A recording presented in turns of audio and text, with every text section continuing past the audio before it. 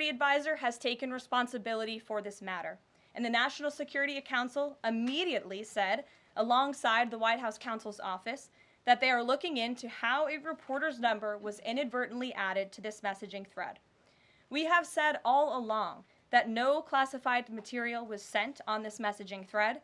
There were no locations, no sources, or methods revealed, and there were certainly no war plans discussed. The Atlantic has even admitted this themselves. Their release of these internal messages validates the truth, which we have been saying all along. If this story proves anything, it proves that Democrats and their propagandists in the mainstream media know how to fabricate, orchestrate, and disseminate a misinformation campaign quite well. And there's arguably no one in the media who loves manufacturing and pushing hoaxes more than Jeffrey Goldberg. Goldberg is an anti-Trump hater. He is a registered Democrat. Goldberg's wife is also a registered Democrat and a big Democrat donor who used to work under who? Hillary Clinton. This is the same Jeffrey Goldberg who infamously lied about weapons of mass destruction to get us into the Iraq War, which cost trillions of dollars and thousands of American soldiers. And how else has Goldberg discredited himself? By absurdly claiming that President Trump was Vladimir Putin during the 2016 campaign, by peddling the Russia, Russia, Russia hoax that tried to hijack President Trump's first term, by inventing the suckers and losers hoax to help Joe Biden in the 2020 election, by peddling a hoax about President Trump involving Gold Star families to help Kamala Harris in the 2024 election, which our campaign at the time vigorously denied. Jeffrey Goldberg didn't care. There's more, but we don't have all day, and we can now add this Signal hoax to this very long list. The real story here is the overwhelming success of President Trump's decisive military action against Houthi terrorists.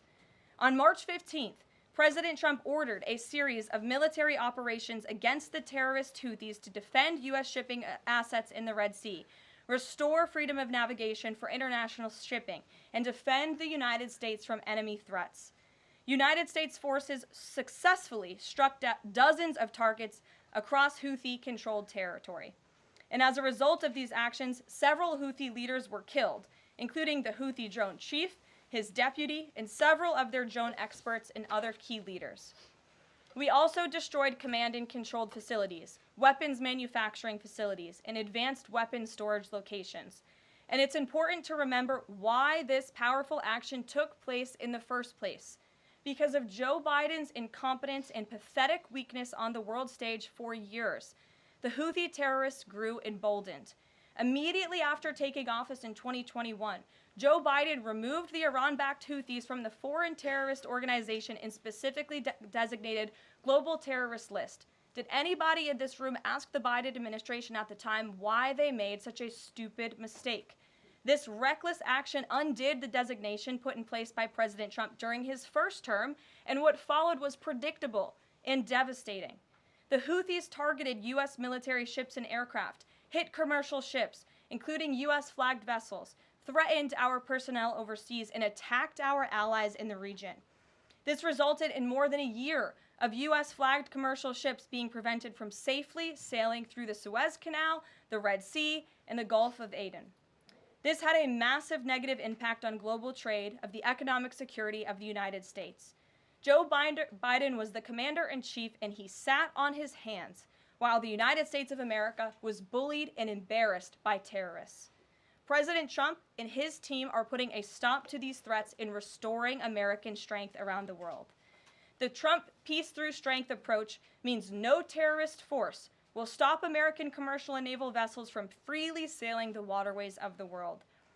But unfortunately, this is not what the Democrats and the media want to talk about. They are focused on a coordinated campaign to try and sow chaos in this White House. And this has been the most successful first 2 months of any administration ever, which is exactly why they are doing this. We are not going to bend in the face of this insincere outrage. And here's just one example of how bad faith the Democrats' criticisms are. Democrat Senator Mark Warner is hysterical over the use of Signal, which is an approved decrypted app, in the killing of Houthi terrorists. But Senator Warner himself used Signal to work with a lobbyist for a Russian oligarch to connect with to connect the disgraced Steele dossier author who started the Russia hoax, which Jeffrey Goldberg later reported on. How ironic. We're not going to lose focus of the bottom line, which is that Joe Biden's weakness enabled and emboldened Houthi terrorists, and President Trump's strength and resolve eliminated those terrorists. Here in our new media seat today, we have Lindsay Keith. She is the managing editor for Merit TV and serves as their White House correspondent. Merit TV launched 1 year ago and creates and distributes content across diverse platforms. We're glad to have you with us, Lindsay. Please kick us off. Thank you, Caroline. I appreciate it and this opportunity for Merit TV. Two questions, if I may. One on Signal, one on the economy. Sure. On Signal, how comfortable is the president with what was shared so far now that the chain has been released? The president's view on all of this remains the same today as it did yesterday.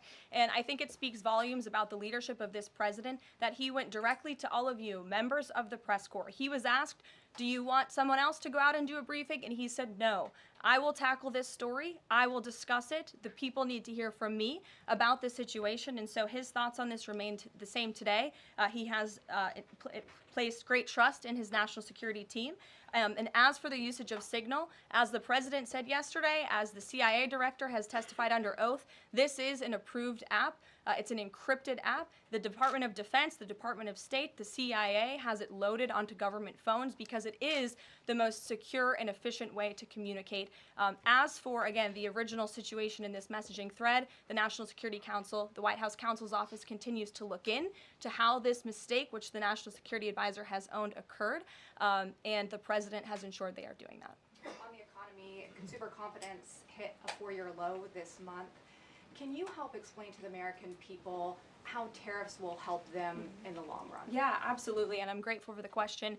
The American public will hear later this afternoon from the president directly on the topic of tariffs. And as you all know, April 2nd day, President Trump has proudly dubbed it Liberation Day for our country. What he means by that is it will be a day where the United States of America will no longer be ripped off by nations around this world. It will be a day where Americans finally see free and fair trade practices restored.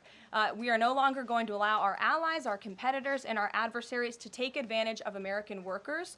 And if you think about your hometown in the state that you grew up, Main Street looks a lot different today than it did many years ago. And President Trump wants to restore America as a manufacturing superpower around the globe. He wants products to be made right here in our great country with great hardworking American hands that will ultimately result in higher wages and more money in the pockets of the American people. And he's also, in addition to tariffs, also determined to pass tax cuts later this year, as he did successfully in his first term, to put even more money back into the pockets of hardworking Americans. Peter. Caroline, if I can ask you very quickly about the information we've seen, just to set the predicate to all this. Has the president been briefed and physically seen he's seen all the details of the chat as printed by the Atlantic? I just spoke to the president about it, yes. Okay. Then let me ask you, if I can, very quickly. In the chat, Pete Hegseth, the defense secretary, details F-18s, Tomahawks, so some of the weapons that were used. He details the timing involved for this, all of which occurred 31 minutes before, as he says, F-18s would launch. The DoD manual details classified information as significant military plans, saying that is secret, that's classified. So what about, there are no methods, there are no sources, but that's not what determines what's classified. So what is it about what Pete Hegseth wrote that makes you say this is not classified? Well, it's not just me saying that, Peter. It's the Secretary of Defense himself who is saying this as well. And he put out a very strong statement earlier today listing all of the things that were not included in that message that he sent to the group. And again, this message, there was no classified information transmitted. There were no war plans discussed. Why did the Atlantic downgrade their allegation about war plans to attack plans? They're now playing word games because they know this was sensationalist spin from a reporter who is well known for doing this. We have said all along no war plans were discussed, no classified material was sent. You have the Secretary of Defense saying that. You have the Director of the CIA, the Director of National Intelligence, the FBI Director, all testifying to that under oath, and they should be trusted with that. To be clear, Americans can make the decision for themselves, but whether is the Sure. you said it's not war plans. Would you characterize these as military plans, military operation plans. I would characterize this messaging thread as a policy discussion, a sensitive policy discussion, surely, amongst high-level cabinet officials and senior staff. And I'm so glad, Peter, that you said the American public can decide for themselves, because I think the American public should decide for themselves based on the outcome of this operation. And what happened in this operation? Terrorists that were allowed to run wild by the Biden administration were killed because of the direction and the determination of this president and his team. And this message also shows, this messaging thread also proved that President Trump has an incredibly dynamic team who is working incredibly hard, flying all over the world to secure world peace and to fix up the foreign policy crises that the previous administration left for this team to inherit. So to be clear, we all in this room and around the country would agree that we're glad no American service members were harmed, and we're glad that the mission was a success. We'll stipulate that. But the president said that Pete Hegseth said none of this was classified. So given the president has seen it now, and given the president understands that significant military plans are deemed classified as secret, how does the president view none of this, which details times and weapons and more, as being not classified? I've already been asked and answered this question. The president's thoughts on this remain the same today as they were yesterday, On what basis, as I'm well as the Secretary of Defense. This question has been asked and answered. There was no classified material discussed. Jackie. On what basis I was asking? Go ahead, Jackie. Thank you, Caroline.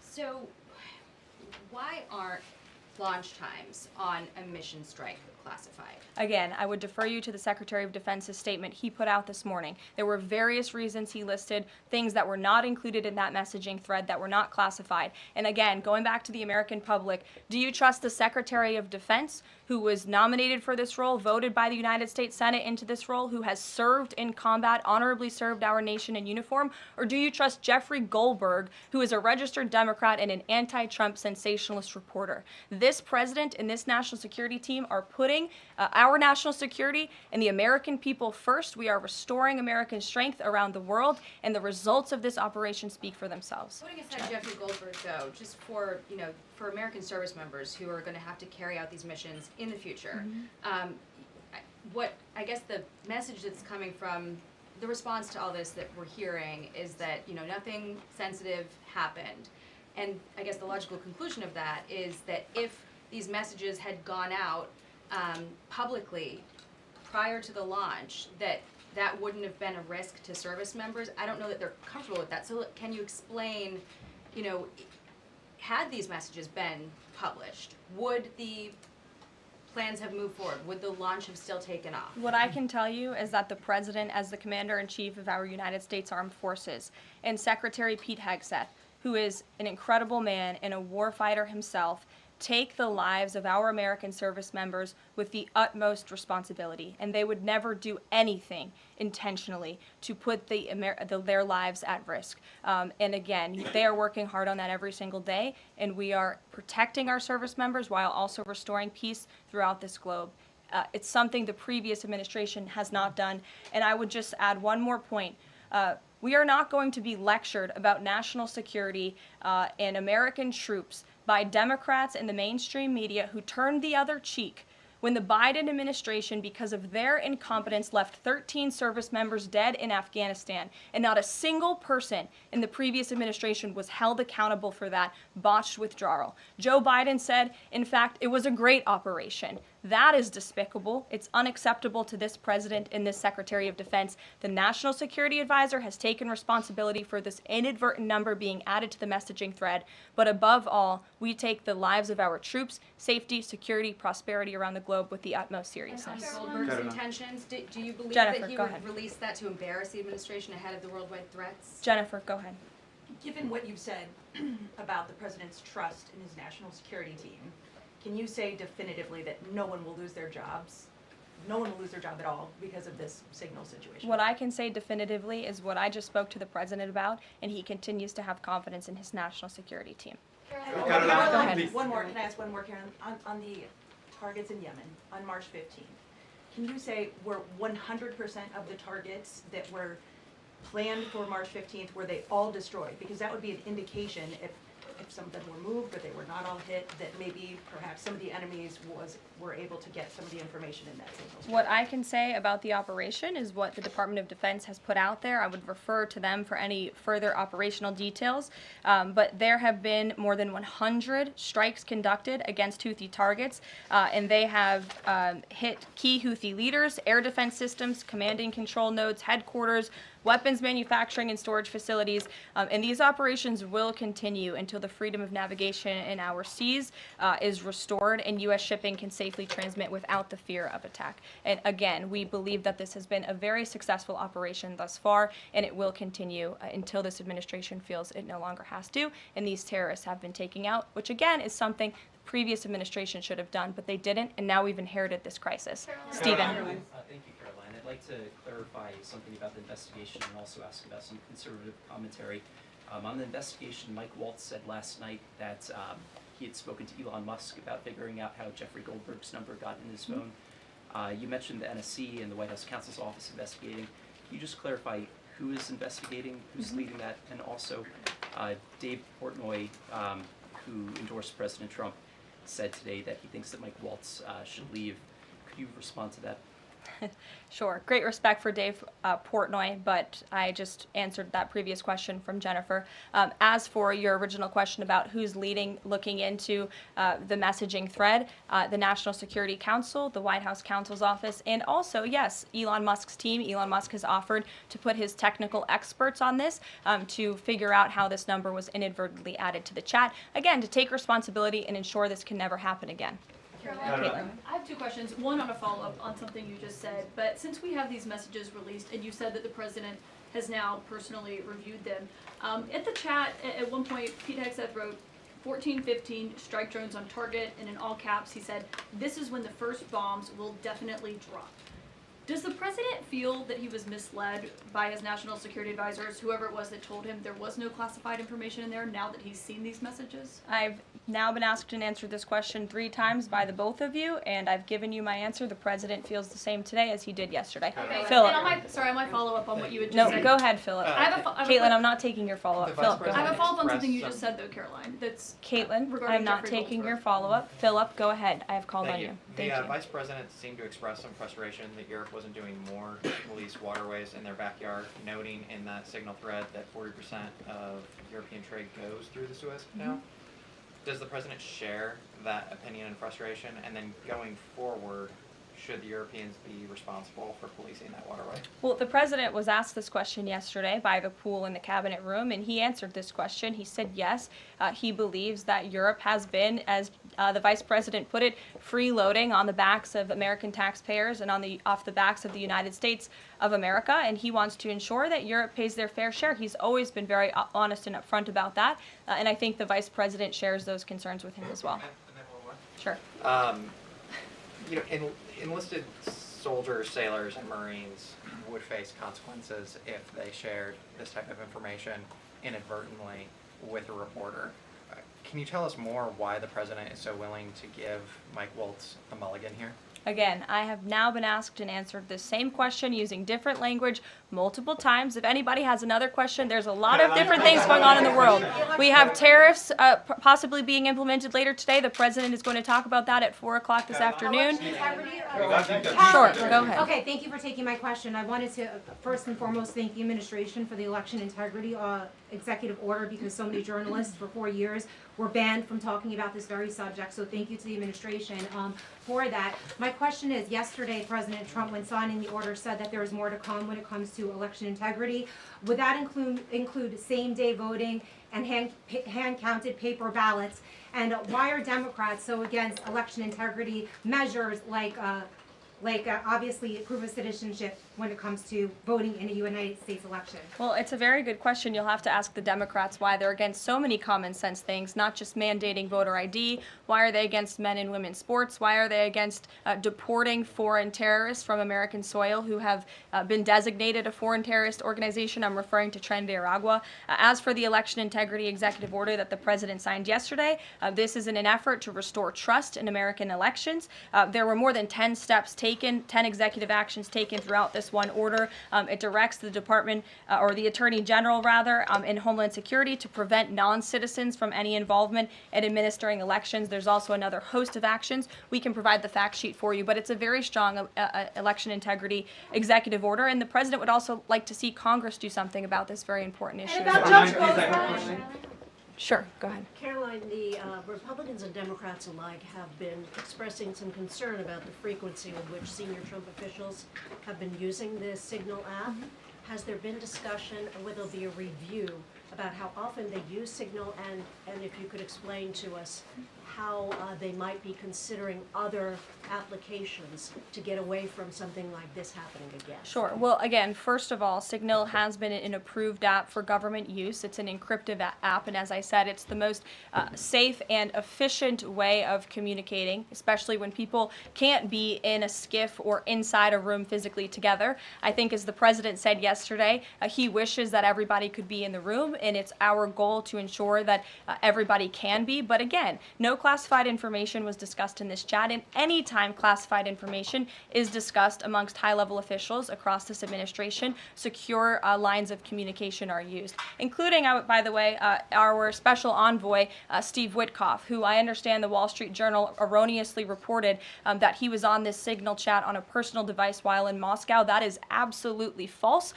Steve Witkoff did not have his personal device, nor did he have his government device with him. He was given a classified, protected server by the United States government, and he was very careful about his communications when he was in Russia. So rest assured to the American public, this administration is taking every precaution when it comes to protecting our national security. And that's why the American people reelected this president, because they know that our national security is in good hands with the President of the United States. Speaking of the Vice President, I understand he's going to be speaking any moment now. I would hate to counter-program the Vice President of the United States. You'll also hear from the President at 3 o'clock. He will be honoring women's history at the Women's History Month celebration. We have a lot of great women across our cabinet who will be in attendance, so we'll see you all there. And then you'll also hear from the President again at 4 o'clock when he talks about tariffs. So plenty of time for more questions. Sorry it's a bit shorter today, guys. We'll see you later. Jeffrey Goldberg's number and Michael Waltz's phone if he's a registered Democrat and anti-Trump reporter.